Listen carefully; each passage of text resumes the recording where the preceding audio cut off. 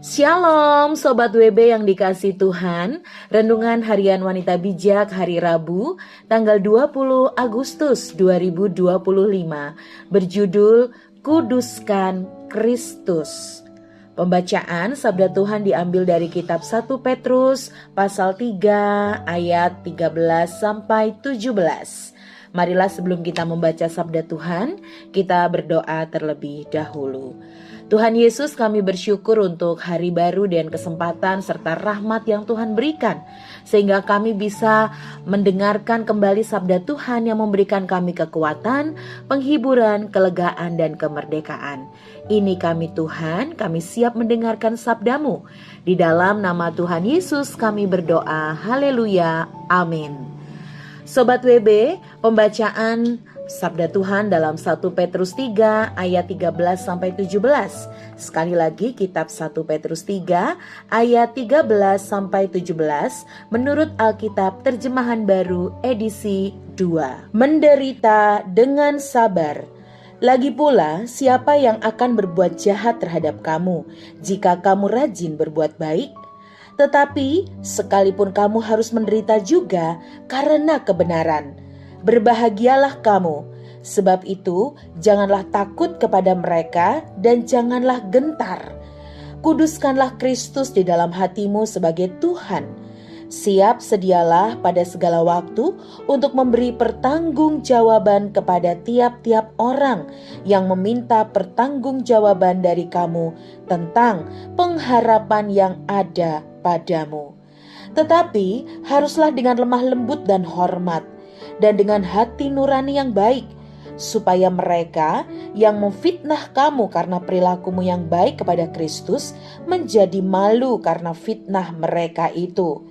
Sebab lebih baik menderita karena berbuat baik, jika hal itu dikehendaki Allah, daripada menderita karena berbuat jahat. Demikianlah sabda Tuhan dari kitab 1 Petrus 3 ayat 13 hingga 17. Berbahagialah kita yang tidak hanya membaca, namun merenungkan, terlebih melakukan sabda Tuhan dalam hidup sehari-hari. Haleluya. Sobat WB yang dikasih Tuhan, setelah kita membaca sabda Tuhan dengan teliti dan menemukan perintah Allah untuk kita pada hari ini, berikut ini ada beberapa pertanyaan yang dapat kita renungkan. Yang pertama, apa seharusnya sikap hati kita ketika harus menderita dalam kebenaran? Sobat WB dapat membaca pada ayat yang ke-14. Pertanyaan berikutnya, bagaimana sikap yang seharusnya ketika kita harus memberi pertanggungan jawab tentang pengharapan kita kepada Tuhan? Sobat WB dapat kembali membaca pada ayat yang ke-16. Dan pertanyaan terakhir, apa yang lebih baik menurut ayat 17? Sobat WB yang dikasih Tuhan, mungkin kita pernah berhadapan dengan orang yang mempertanyakan kepercayaan dan iman kita kepada Tuhan di tengah semua kesulitan dan pergumulan yang kita hadapi. Bisakah kita menjawab dengan lembut dan penuh tanggung jawab kepada mereka?